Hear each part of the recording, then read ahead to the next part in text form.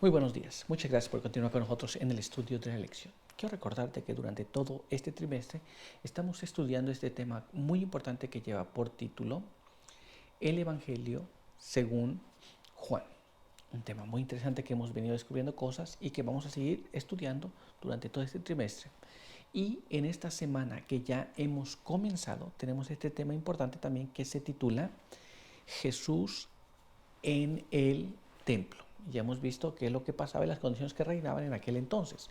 Pero vamos a continuar y antes de continuar quiero invitarte para que juntos podamos ir a la palabra de Dios y recordar el texto que estamos aprendiendo.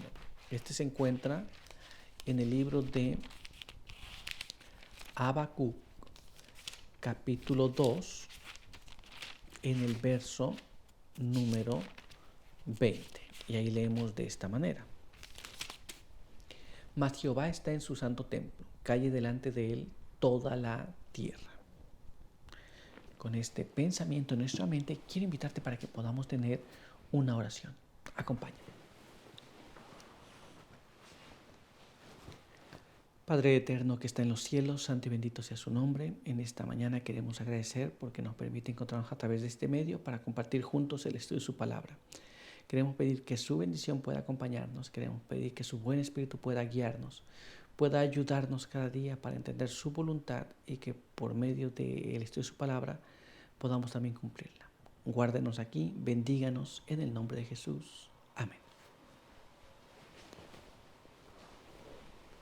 Muy bien, pues vamos a continuar con el estudio y el apartado para el día de hoy lleva por título Reverencia en la casa de Dios. Y nuestra primera pregunta nos dice así: ¿cómo considera Dios el lugar donde manifiesta su presencia y cuál fue su primera directiva en el monte Sinaí? Esto es, ¿dónde Dios se manifiesta? ¿Cómo se considera el lugar? ¿Y cuál fue la dirección que se dio en el monte Sinaí? Vamos a tratar de entender esto, porque a veces decimos, bueno, vamos a juntarnos aquí para reunirnos, pero ¿cómo se considera ese lugar en ese momento? Vamos a ver lo que la palabra de Dios nos dice. Así que primeramente vamos a leer lo que está escrito en este siguiente párrafo, que es el libro de Éxodo, capítulo 3, y allí vamos a leer los versos 1 hasta el verso número 5. Éxodo capítulo 3, versos del 1 hasta el verso 5. Veamos allá. Moisés apacentaba las ovejas de Jetro, su suegro, sacerdote de Madián. Un día llevó las ovejas a través del desierto y llegó a Horeb, el monte de Dios. Y allí se le apareció el ángel del Eterno en una llama de fuego, en medio de una zarza. Él miró y vio que la zarza ardía en fuego y no se consumía. Entonces Moisés dijo: iré a ver ese gran prodigio, porque la zarza no se quemaba. Cuando el Eterno vio que Moisés se acercaba a mirar, lo llamó desde la zarza: Moisés, Moisés. Y él respondió: aquí estoy. Dios le dijo: no te acerques, quita las sandalias de tus pies, porque el lugar donde estás es tierra santa. Aquí tenemos el asunto claramente como la palabra de Dios nos lo muestra. Esto es, Moisés se acercaba al lugar donde veía que la zarza ardía pero no se quemaba, y Dios le llamó y le dio una advertencia. Le dijo: mira, debes quitar la sandalia de tus pies, porque el lugar que estás pisando, donde está la manifestación de Dios, donde Dios estaba hablando, es tierra santa. Muy bien. Entonces, cuando Dios se manifiesta en cierto lugar, ese lugar en ese momento se vuelve santo por la presencia de Dios. Muy bien. Pero vamos a ver qué más. Vamos a ver ahora lo que nos dice este siguiente párrafo. Este se encuentra allá en el libro de Éxodo, en el capítulo 19, en los versos 12 y verso 13.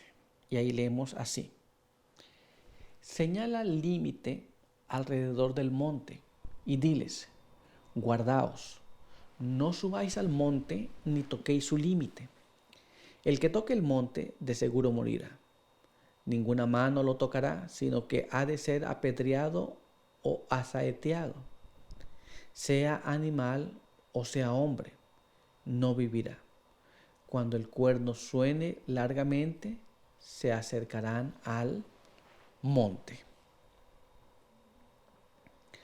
La Biblia dice que cuando llegaron al monte Sinaí, Dios le pidió al pueblo que nadie tocase el monte. Muy bien. Y les dijo que el que lo tocara sería muerto. Muy bien. Cuando la trompeta sonara, ellos podían acercarse, pero no antes.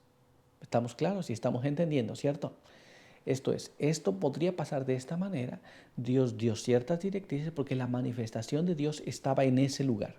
Y al estar esa manifestación en ese lugar, Dios estaba mostrando cómo iba a proceder el pueblo. Ese lugar se volvía sagrado, se volvía santo, solo por la presencia de Dios allí. Así que ya sabemos cómo se manifiesta, cómo se considera el lugar donde Dios se manifiesta y cuáles son las direcciones que se dieron. Ahora vamos a dejar que la pluma inspirada nos hable y vamos a ver lo que nos dice este siguiente párrafo. Acompáñame. El deseo de todas las gentes en la página 129 nos explica así. Cuando el Señor descendió sobre el monte Sinaí, ese lugar quedó consagrado por su presencia. Así fue enseñada la lección de que donde quiera que Dios se manifieste su presencia, ese lugar es santo. Muy bien. Entonces, donde Dios se manifiesta, ese lugar queda santo por ese momento. No queda santo para siempre, queda santo por ese momento. Y las directrices que Él dio, hemos de respetarlas también en la actualidad. Pero vamos a ver qué más. Vamos a ir a nuestra siguiente pregunta. Así que nuestra siguiente pregunta nos dice de esta manera. ¿Cómo reaccionó Cristo ante la profanación del templo? Muy bien. Ahora vamos a este contraste. Esto es, Dios se manifiesta en un lugar, ese lugar es sagrado. Ya sabemos las condiciones, el día de ayer estudiamos las condiciones del templo. Cuando Cristo llega y es Dios mismo, la presencia de Dios está allí ahora. ¿Cómo reaccionó Cristo frente a lo que estaban haciendo en el templo? La venta, la extorsión, la mercadería, los animales, las riñas, todo. ¿Cómo reacciona Cristo? Vamos a ver lo que la Biblia nos dice sobre eso. Así que acompáñame a leer este siguiente párrafo que se encuentra en el libro de Juan, capítulo 2, en los versos 15 y versos 16. Hizo un azote de cuerdas y los echó a todos del templo, y a las ovejas y los bueyes, y esparció el dinero de los cambistas y volcó sus mesas. Y a los que vendían palomas dijo, quitad esto de aquí, y no hagáis un mercado de la casa de mi Padre.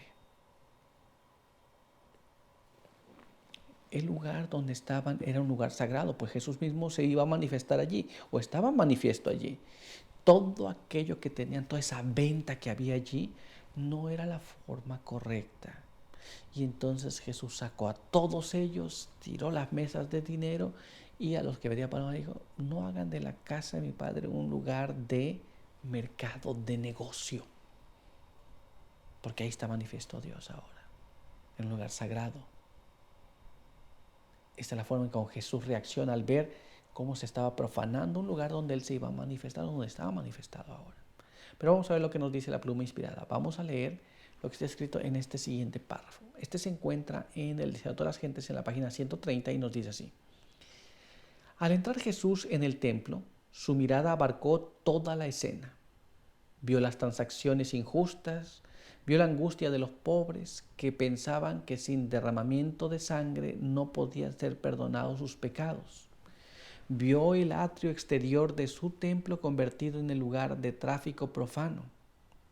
El sagrado recinto se había transformado en una vasta lonja.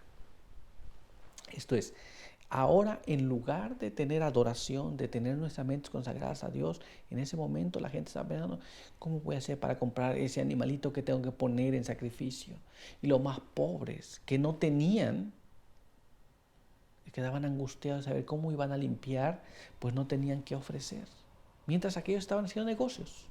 pero vamos a ver qué más. Vamos a ver lo que nos dice ahora este siguiente párrafo. Acompáñame. El de todas las gentes, página 131. Descendiendo lentamente de las gradas y alzando el látigo de cuerdas que había recogido al entrar en el recinto, ordenó a la hueste de traficantes que se apartasen de las dependencias del templo. Con un celo y una severidad que nunca manifestó antes, derribó las mesas de los cambiadores.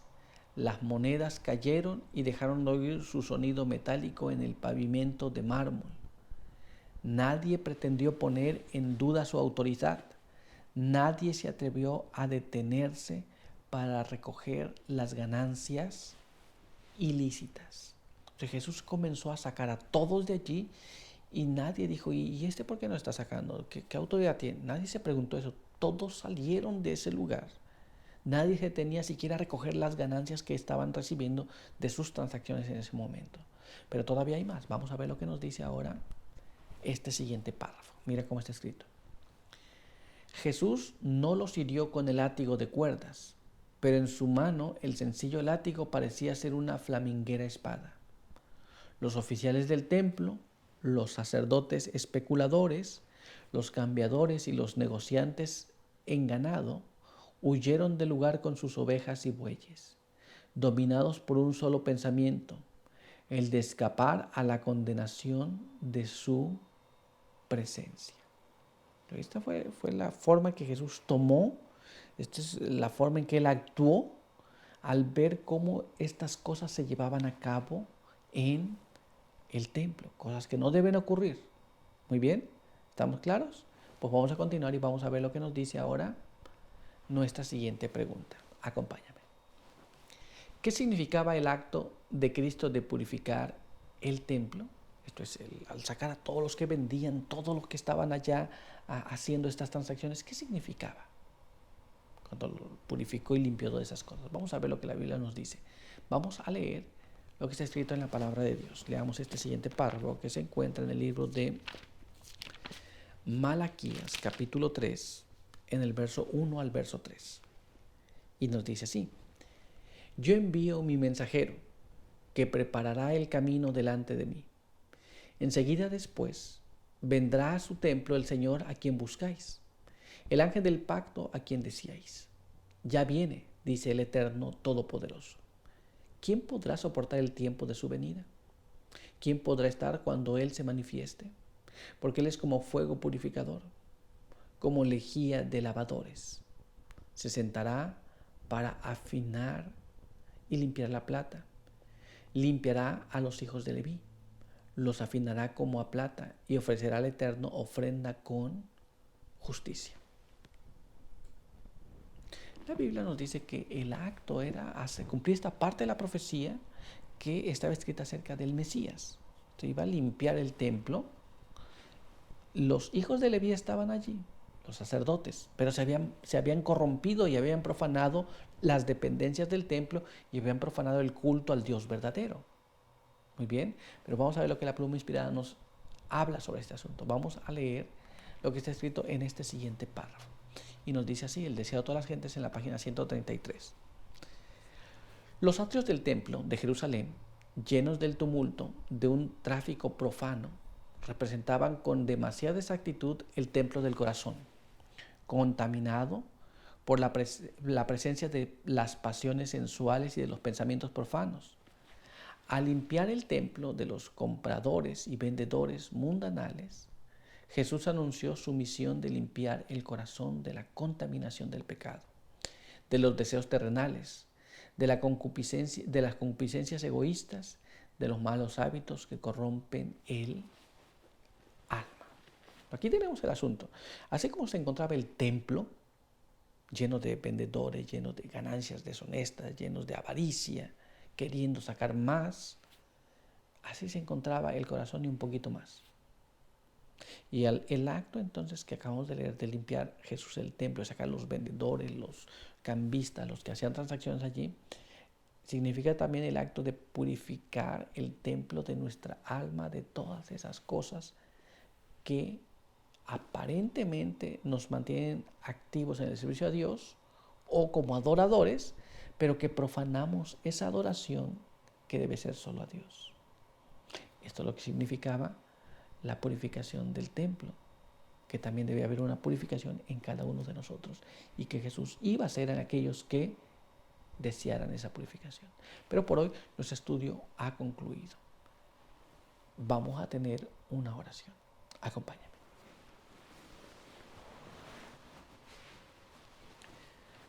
Padre eterno que está en los cielos, santo y bendito sea su nombre. En esta hora queremos agradecer porque nos permite poder entender estas partes de la Escritura. Queremos pedir que nos ayude para que también nosotros podamos ser purificados, así como el templo en aquel entonces pudo ser purificado. Guárdenos ahora, bendíganos aquí, bendiga a aquellos que nos ven y nos escuchan. En el nombre de Jesús pedimos todo. Amén. Muy bien, pues muchas gracias por estar con nosotros. No te olvides que aquí te esperamos el día de mañana. Por hoy, que Dios te bendiga.